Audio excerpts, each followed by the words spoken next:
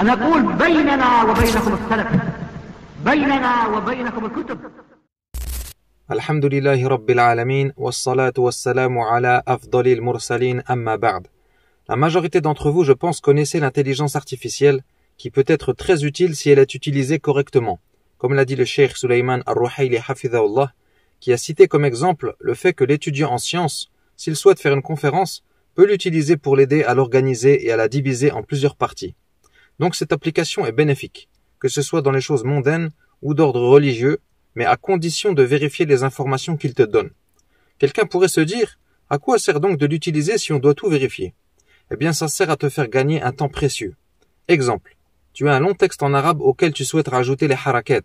Imagine le temps que ça prendrait de les rajouter toi-même une par une sur chaque lettre. Au lieu de ça, tu envoies le texte à l'intelligence artificielle et tu lui dis de rajouter les voyelles. Il te fait ça en 10 secondes, Inch'Allah, et après tu n'as plus qu'à vérifier. Autre exemple, un frère qui fait les sermons du vendredi souhaite faire une khutbah sur le thème de la médisance mathalan. Eh bien, il a juste à dire à l'application, regroupe-moi tous les versets, les ahadiths, les paroles de salaf et les vers de poésie arabe qui parlent de ce sujet. Ensuite, il n'a plus qu'à vérifier les sources pour s'assurer que tout est correct. Ni'ma azima. Par contre, gare à toi de baisser ta garde et d'arrêter de vérifier, car ces programmes évidemment ne sont pas dignes de confiance. La preuve, plusieurs fois je lui ai demandé de m'apporter des paroles de savants sur tel ou tel sujet.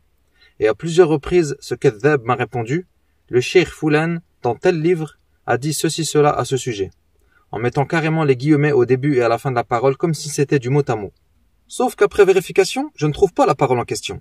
Je reviens alors lui demander plus de précision comme la page exacte du livre, et là, yabda yatakhabbat.